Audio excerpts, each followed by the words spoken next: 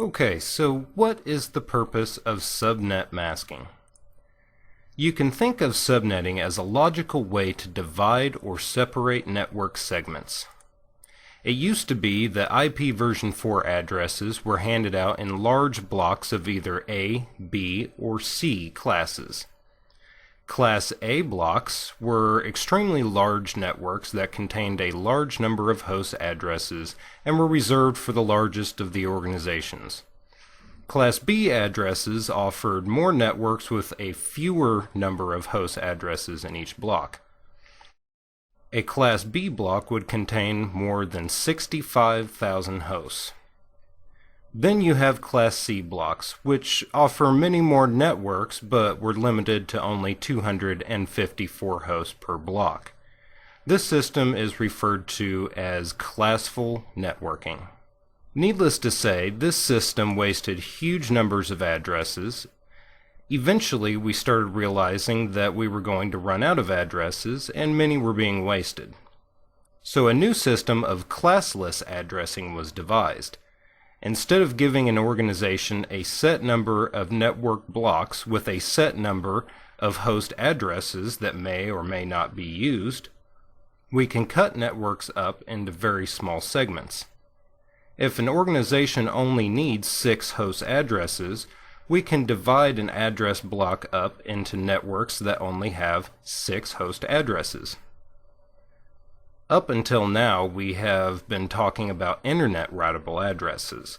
These addresses can be routed across the internet, like the address you get from your ISP in order to get out to the internet.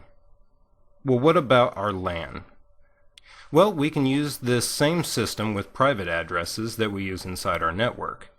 We can divide up private addresses in our LAN in order to separate parts of our network from other parts for security, monitoring, and access purposes. There are 5 different classes of addresses.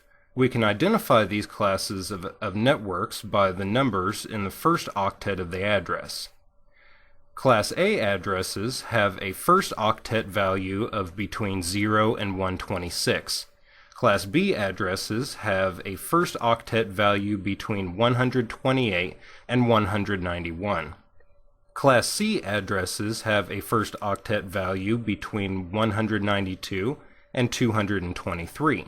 Class D addresses have a first octet value between 224 and 239, and Class E addresses have a first octet value between 240 and 255.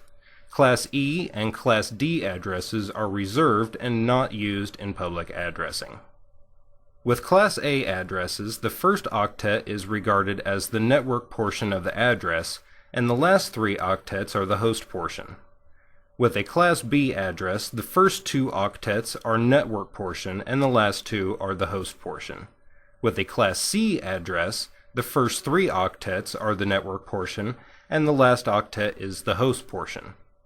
So we can see that with Class A and Class B addresses there are fewer networks, but each network can have a larger number of hosts. In contrast, with Class C addresses, you can have many networks with a smaller number of hosts in each one.